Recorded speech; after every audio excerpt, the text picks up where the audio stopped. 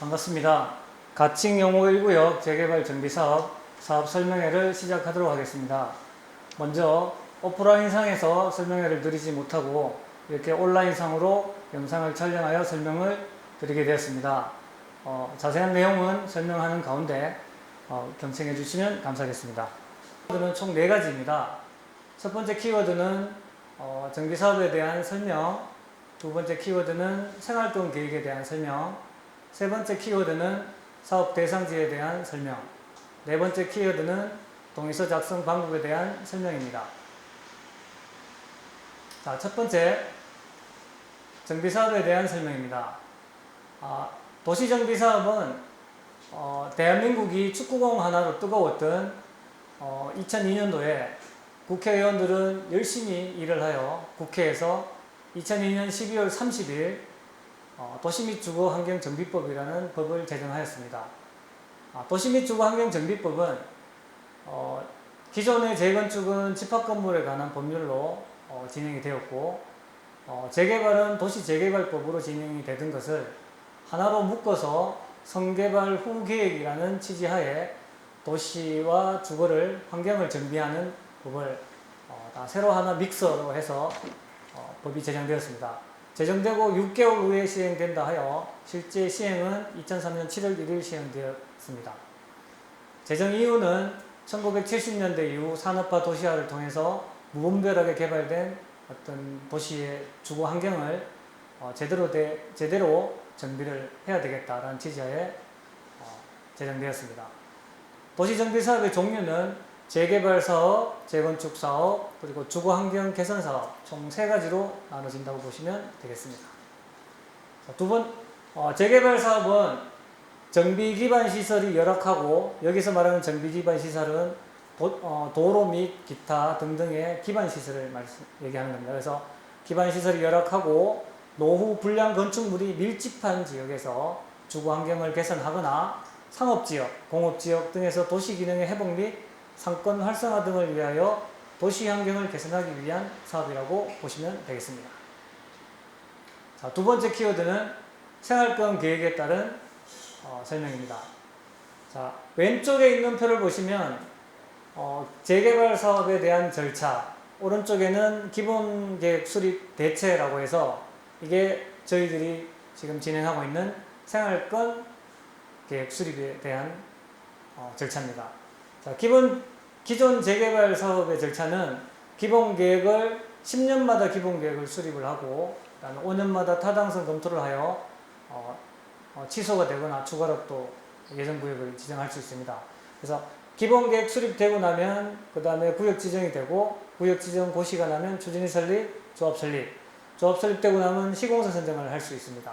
그리고 시공사 선정 후에 각종 영향평가 및 심의를 통해서 사업시행계획 인가를 받고 나면 조합원 여러분들의 분양 신청을 할 수 있습니다. 분양 신청이 끝나고 나면 관리처분 계획 수립을 하여 관리처분 계획 인가를 하고 이주 철거, 착공, 준공, 청산, 해산을 가는 기본적인 절차입니다. 자, 생활권 계획 수립은 이 기본 계획 수립을 대체하는 절차라고 보시면 되겠습니다. 즉, 사전 타당성 검토 신청이라는 제도가 생겼습니다. 그래서 기본 계획이 아닌 구역을 토지 등 소유자 여러분들이 사전 타당성을 재개발이 가능한지 여부를 사전 타당성을 검토해 주세요라고 구청을 통해서 시청에 검토 의뢰를 하면 시에서 사전 타당성 검토 심의를 하여 심의가 통과되면 기본 계획의 예정 구역으로 지정되는 것과 똑같은 고시되는 효력이 발생하게 됩니다. 그래서 기본계획 수립을 대체하는 제도가 생겼습니다. 이 제도는 도시 및 주거환경정비 처음 생겼을 때 토지 등 소유자 방식의 사업이 있었으나 여러가지 문제점들이 있고, 시에서 예정해놓은 기본계획 해놓은 예정구역보다 토지 등 소유자들이 사업성이 더 좋은 구역을 먼저 따로 신청해서 진행하는 그런 문제점들이 발생하여 토지 등 소유자 방식이 없어졌습니다. 그렇다가 2030 기본계획, 즉 2019년 12월 25일 부산시에서 2030 기본계획이 발표되면서 새롭게 예정구역은 하나도 발표하지 않으면서 생활권 계획 수립이라는 제도를 내면서 토지 등 소유자 방식으로 모든 구역을, 예정구역을 토지 등 소유자 여러분들이 지정해서 갈 수 있게 제도적으로 좀 더 보완하면서 만들어진 제도라고 보시면 되겠습니다. 즉, 시에서 예정구역은 하나도 고시해주지 않으면서 토지 등 소유자 여러분들이 스스로 원하는 구역만 해주겠다. 즉, 이 개발 사업이 조합 설립까지 오는데 5년, 10년까지 걸리는 구역들도 많았기 때문에 초기에 주민 동의가 절대적으로 필요한 게 이 사업이라고 보고 전체적으로 초기에 사전타당 제도로서 토지 등 소유자 여러분들의 의견이 가장 중요하기 때문에 초기에 이 동의 부분을 검토를 해서 의지를 보겠다는 제도라고 보시면 되겠습니다. 자세한 설명은 다음에 좀 더 드리겠습니다. 생활권 계획 수립의 사전타당성의 가장 핵심은 주거정비 지수라는 이 점수에 있습니다. 기본 100점 만점에 70점 이상이 되는 구역에 한해서 재개발 및 정비사업이 가능한데 그 중에서 필수 항목들이 있습니다. 여기서 말하는 필수 항목은 면적, 노후도, 밀도입니다. 자, 면적이 대지 면적 10,000평방미터 이상의 필수 조건인 이유는 도시 및 주거환경정비법이 약 한 18, 19년도 지나면서 제도적으로 많이 보완되다 보니 2018년도에 특별법이 새로 또 하나 떨어지면서 빈집 및 소규모 정비에 관한 특례법이 하나 생겼습니다.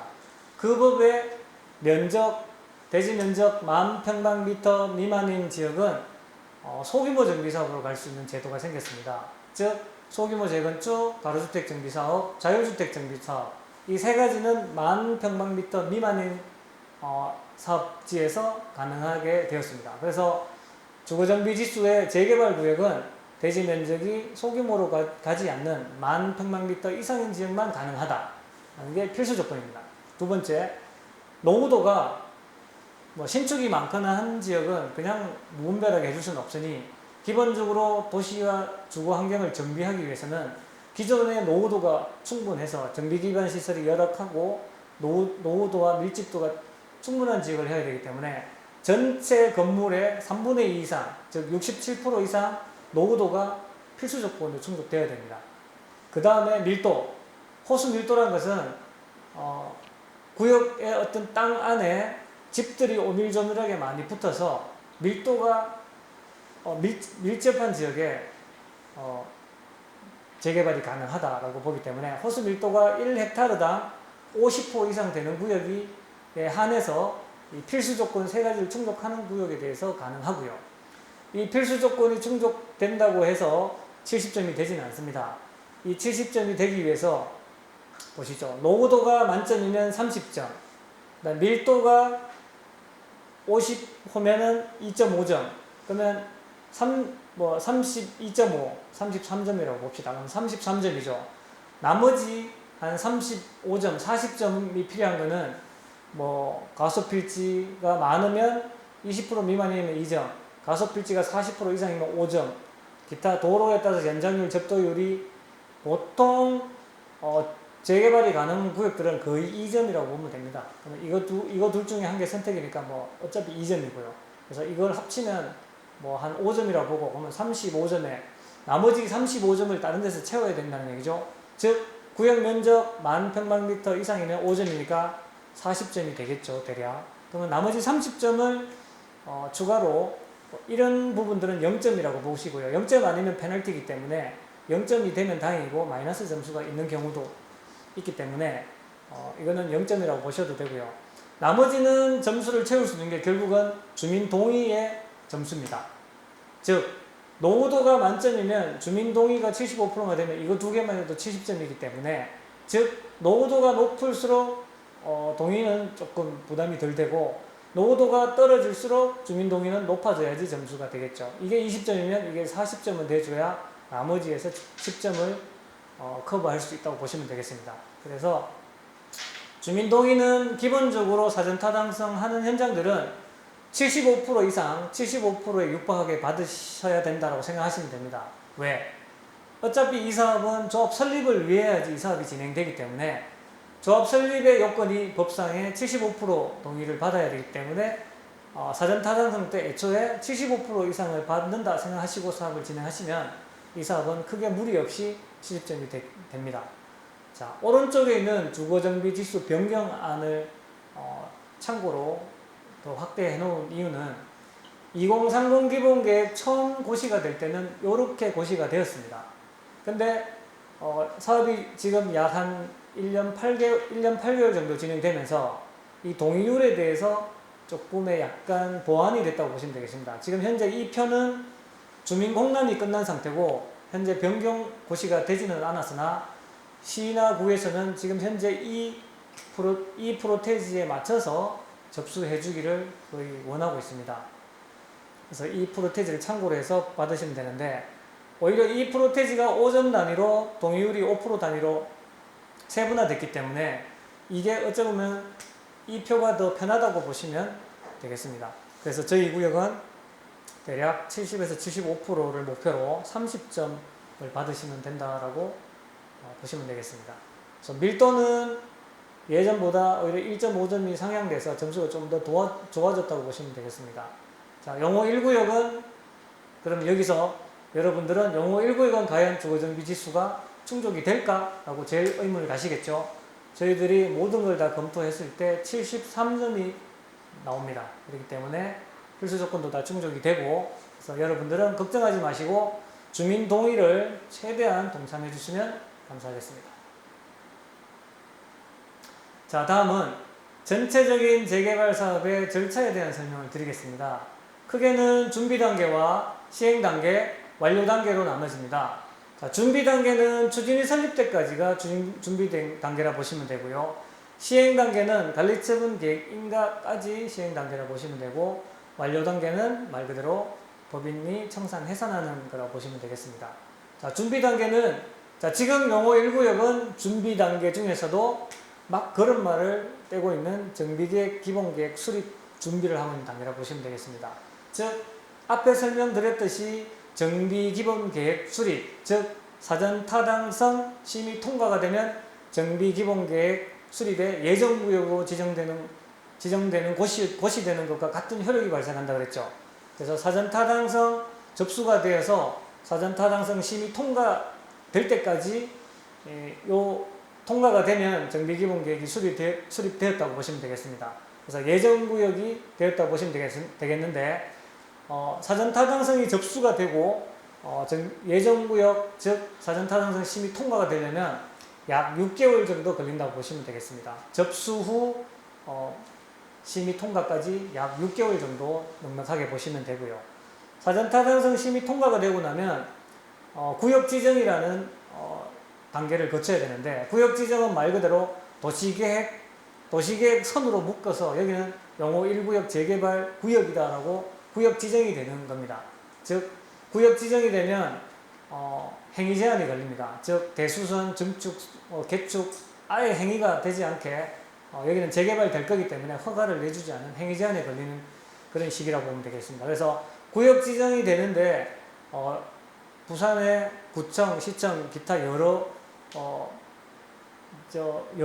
기관들을 다 협의를 약 한 54개 기관의 협의를 다 돌고 각 부서 협의를 돌고 그렇게 되면서 구역 지정이 마무리가 되는데, 구역 지정 되는데 걸리는 시간이 접수하는데 약 한두 달, 그리고 구청 협의 및 시청에서 도시계획위원회 심의 통과까지 약 빠르면 8개월, 길면 10개월 정도 걸리기 때문에 접수기간 준비와 사전타당성 도시계획위원회까지 통과된 데까지 약 1년이라고 보시면 되겠습니다. 그래서 사전타당성과 구역지정까지 1년 6개월 정도 예상을 하고요. 구역지정 고시가 나면 추진위원회 설립할 수 있는 자격이 주어집니다. 추진위원회 설립하려면 구역지정 고시가 나면 구청에 연번동의서를 신청하여 연번동의서를 부여받으면 그 동의서로 추진위원회 동의서를 받아서 50% 이상 동의를 받아서 구청에 접수하면 추진위 설립이 가능합니다. 그래서 추진위 설립까지는 약 2달 정도 보시면 되겠습니다. 자, 추진위 설립한 후에는 조합 설립이 가능합니다.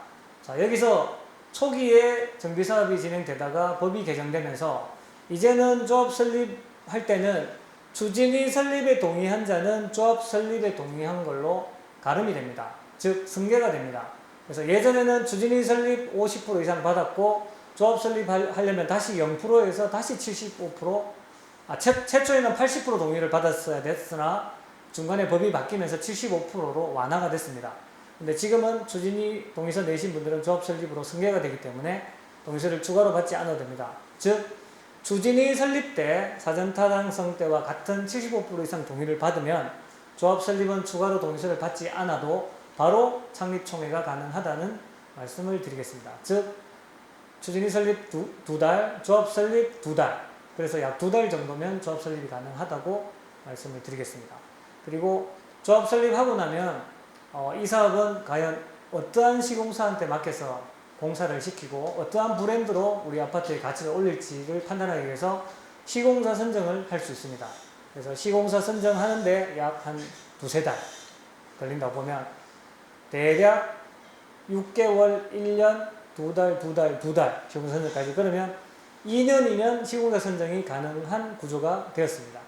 자, 시공사 선정하고 나면 사업시행계획 인가를 하기 위해서 각종 영향평가 및 여러가지 구역 지정 때와 똑같이 사업시행계획 인가는 각 부서 협의를 다 돌아야 됩니다. 54개 유관기관 및 각 부서 협의를 다 돌게 되고, 이제는 시행단계이기 때문에 우리 땅에 아파트와 기타 근린생활시설 및 공원 및 어떻게 지을지에 대한 것을 상세히 구청과 시청을 통해서 허가를 받아야 되기 때문에 사업시행 인가 받는 데는 상당한 시간이 많이 걸립니다. 그래서 1년 및 짧으면 1년, 길면 1년 6개월까지도 걸릴 수 있습니다. 그래서 1년 6개월 정도 예상을 하면 넉넉하게 6개월, 1년, 6개월 그러면 2년이죠. 2년에서 이걸 1년 6개월 더하면 3년 6개월 정도 걸리겠죠. 그러면 사업시행 인가가 나오면 이제 조합원 여러분들에게 종전감정평가를 통지하면서 분양 신청을 받게 됩니다. 조합원 여러분들께서는 분양 신청을 할지 말지 결정해 주셔야 되고, 분양 신청이 끝나면 분양 신청을 토대로 관리처분계획 수립을 하여 관리처분계획 총회를 하여 관리처분계획 인가를 받게 됩니다.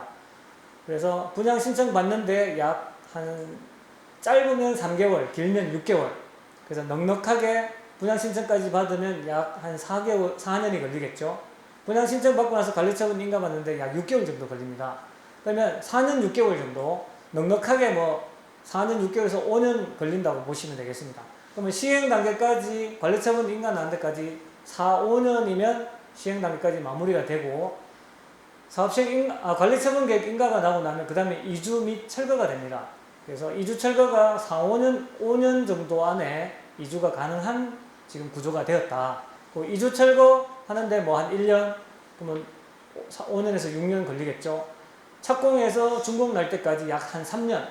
그러면 많이 걸려봐야 8-9년 안에는 준공해서 입주가 가능하게 됐고, 입주하고 나면 해산청사는 1년에서 2년. 그래서 약 이 사업이 10년 정도면은 사업이 완료가 될 수 있다.